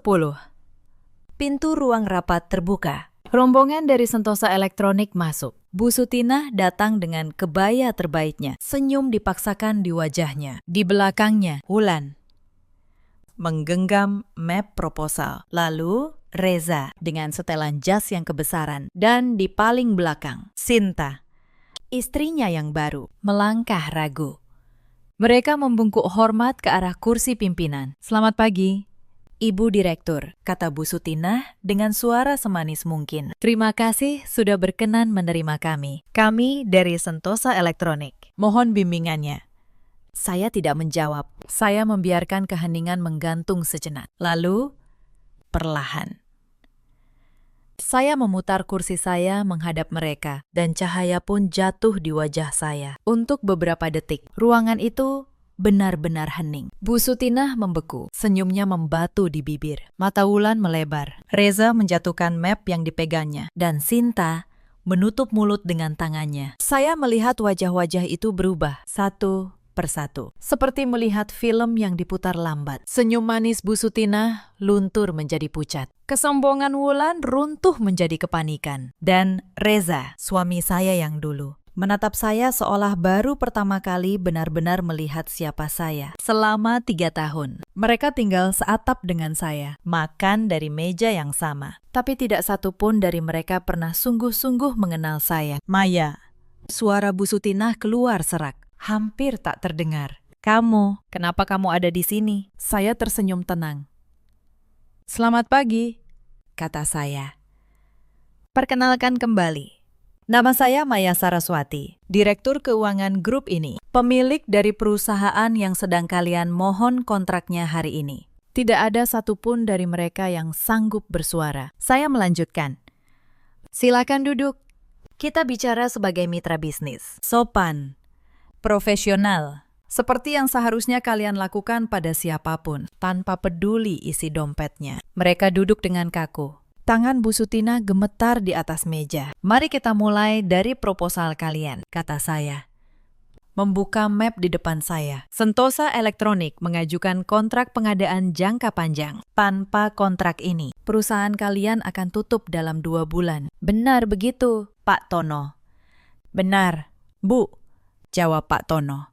Saya menatap mereka satu persatu. Sekarang, izinkan saya menunjukkan beberapa dokumen supaya kita semua bicara dengan dasar yang jelas. Saya mengeluarkan lembar pertama. Ini riwayat kerjasama. Selama 3 tahun terakhir, Sentosa Elektronik bertahan hidup karena pasokan dan kontrak kecil dari grup kami. Setiap perpanjangannya ditandatangani oleh Direktur Keuangan, yaitu saya. Selama 3 tahun saya tinggal di rumah kalian. Sayalah yang diam-diam menjaga perusahaan kalian tetap berdiri. Wajah Bu Sutinah memucak. Tidak mungkin. Saya mengeluarkan lembar kedua. Ini akta rumah di Bintaro. Rumah yang selama ini kalian tempati. Dan dari rumah itu, kalian mengusir saya ke dalam hujan. Rumah itu ternyata adalah aset milik perusahaan saya. Disewakan murah kepada kalian lewat perantara. Kalian tidak pernah membayar lebih dari 1/10 nilai sebenarnya. Reza menutup wajahnya dengan kedua tangan. Saya mengeluarkan lembar ketiga. Surat pernyataan lama, lusuh di sudutnya. Dan ini surat yang ibu suruh saya tanda tangani di malam ulang tahun saya. Surat yang ibu pikir akan melindungi kalian secara hukum. Ternyata surat inilah bukti sah bahwa saya diusir secara paksa, dipisahkan dari hak saya. Di hari kalian membawa perempuan lain ke dalam rumah saya meletakkan ketiga lembar itu berjajar di meja, hitam di atas putih, semuanya. Keheningan di ruangan itu terasa seperti batu. Lalu Bu Sutina dengan suara bergetar mencoba tersenyum kembali. Maya, Nak, maafkan ibu. Ibu hilaf. Kita ini kan tetap keluarga, darah daging, demi cucu ibu, Nadia. Saya mengangkat tangan, dan beliau terdiam. Bu, kata saya. Suara saya tenang, tapi dingin. Beberapa hari sebelum mengusir saya, ibu menepis tangan Nadia dan berkata, dia bukan cucu ibu. Ibu bilang, anak dari perempuan seperti saya tidak pantas memanggil ibu nenek. Sekarang, ketika perusahaan ibu di ujung tanduk, tiba-tiba Nadia menjadi cucu kesayangan. Bu Sutina tidak bisa menjawab. Saya beralih ke Wulan. Saya mengeluarkan telepon saya, menunjukkan tangkapan layar unggahannya. Wulan, foto saya yang kamu sebar dengan tulisan menantu durhaka. Komentar kerabat yang mencaci saya tanpa tahu kebenaran. Semuanya masih ada. Apa kamu mau saya tunjukkan juga kepada mereka siapa sebenarnya yang dibuang dan siapa yang membuang? Wulan menunduk. Wajahnya merah padam, tidak berani menatap saya. Saya meletakkan telepon, lalu mengeluarkan satu lembar terakhir dari map. Dan ini, kata saya, adalah rekapitulasi seluruh utang Sentosa Elektronik kepada grup kami selama 3 tahun terakhir. Termasuk tunggakan sewa rumah yang tidak pernah kalian bayar penuh. Kalau saya mau, hari ini juga saya bisa menagih semuanya. Dan Sentosa akan lumpuh dalam sekejap. Saya menunjukkan ini bukan untuk mengancam, tapi supaya kalian paham posisi siapa yang sebenarnya lebih tinggi sejak awal. Bu Sutina menatap lembar itu dengan tangan gemetar. Angka-angka di sana berbicara lebih keras daripada teriakan manapun. Beliau yang dulu mengukur saya dari isi dompet, kini menyadari bahwa selama ini beliau berutang budi pada perempuan yang beliau perlakukan seperti pembantu. Lalu, saya menatap Reza, lelaki yang dulu saya cintai. Reza, kata saya, Dulu kamu bilang tidak punya pilihan. Hari ini, saya yang punya pilihan. Saya bisa menandatangani kontrak ini, menyelamatkan perusahaan keluargamu. Atau saya bisa menolaknya Dan membiarkan Sentosa tutup sebagaimana mestinya. Saya berdiri, berjalan ke jendela. menatap kota di bawah. Selama 3 tahun, Saya merendah, saya bersabar. Saya menahan setiap hinaan. bukan karena saya lemah, Tapi karena saya percaya pada satu hal yang ibu saya ajarkan. bahwa harga diri tidak perlu berteriak. Ia cukup berdiri tegak. Dan menunggu waktunya. Saya berbalik menghadap mereka. Hari ini adalah waktunya. Saya kembali ke kursi saya dan melipat tangan di atas meja. Tapi saya bukan orang seperti kalian, kata saya. Saya tidak akan menghancurkan kalian hanya karena kalian menghancurkan saya. Itu akan membuat saya sama rendahnya dengan kalian. Saya menatap Bu Sutinah. Saya akan menawarkan kontrak pengadaan kepada Sentosa Elektronik. Perusahaan kalian akan selamat. Karyawan kalian, orang-orang yang tidak bersalah, akan tetap punya pekerjaan. Mata Bu Sutinah berkaca-kaca. Dia hampir bersujud. Terima kasih, Maya. Terima kasih. Tapi potong saya. Ada syaratnya.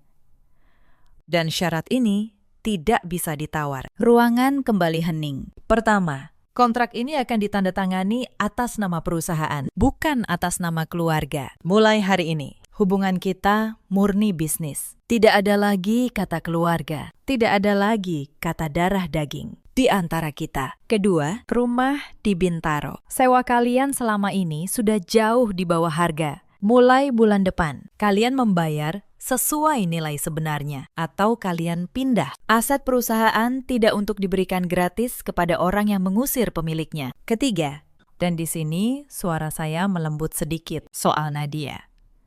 Reza tetap ayahnya. Suatu hari, jika Nadia ingin mengenal ayahnya, saya tidak akan menghalangi. Tapi itu hak Nadia untuk memutuskan ketika dia sudah besar nanti. Bukan hak kalian untuk menariknya kembali ketika kalian butuh. Reza mengangkat wajahnya. Air mata mengalir di pipinya. Maya, kenapa kamu masih sebaik ini setelah semua yang kami lakukan? Saya menatapnya lama. Karena saya tidak ingin Nadia tumbuh dengan ibu yang penuh dendam. Reza, saya memilih menjadi orang yang lebih baik. Bukan untuk kalian, tapi untuk dia dan untuk diri saya sendiri. Sinta, yang sejak tadi diam, tiba-tiba menangis. Mbak Maya, katanya terbata.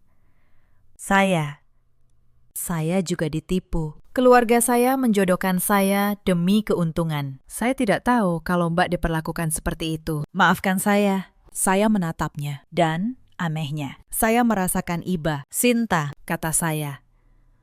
Kamu dan saya sebenarnya sama-sama korban dari orang-orang yang mengukur cinta dengan uang. Saya tidak menyalahkanmu, tapi belajarlah dari ini. Jangan biarkan siapapun menjadikanmu alat. Saya menutup map di hadapan saya. Pak Tono akan mengurus dokumen kontraknya. Pertemuan hari ini selesai. Mereka berdiri. Satu persatu dengan kepala tertunduk. Tidak ada lagi senyum sombong Bu Sutinah. Tidak ada lagi tawa mengejek Wulan. Mereka melangkah keluar dari ruangan itu sebagai orang-orang yang akhirnya mengerti betapa mahal harga dari sebuah kesombongan. Di pintu, Bu Sutinah berhenti. Beliau berbalik. Dan untuk pertama kalinya dalam hidupnya, beliau menatap saya dengan rasa hormat yang tulus. Maya, katanya pelan. Selama 3 tahun, aku buta. Aku menghina permata karena kupikir ia hanya batu. Maafkan ibu tua ini. Saya mengangguk. Sudah saya maafkan, Bu. Bukan demi ibu, tapi supaya hati saya bisa tenang. Pintu pun tertutup. Dan untuk pertama kalinya dalam 4 tahun, saya bisa bernapas dengan lega. Hari-hari setelah pertemuan itu berjalan seperti sungai yang akhirnya menemukan muaranya. Tenang, jernih. Mengalir ke arah yang benar. Kontrak antara grup kami dan Sentosa Elektronik ditandatangani secara resmi. Perusahaan keluarga mertua saya selamat dari kebangkrutan. Tapi kali ini mereka tahu persis siapa yang menyelamatkan mereka. Dan mereka tidak pernah lagi berani menyebut nama saya dengan nada merendahkan. Bu Sutinah, kabarnya. berubah banyak setelah hari itu. Beliau yang dulu mengukur orang dari isi dompetnya, kini menjadi lebih pendiam. Tetangga bercerita, Beliau sering duduk sendiri di teras, menatap jauh, seolah menyesali sesuatu yang tidak bisa lagi diperbaiki. kesombongan, Ketika akhirnya runtuh, meninggalkan keheningan yang panjang. Ulan, adik ipar saya yang dulu paling tajam lidahnya, menghapus semua unggahan menghina tentang saya. Dia bahkan mengirim pesan permintaan maaf yang panjang. Saya membacanya, lalu membalas singkat, "Saya sudah memaafkan.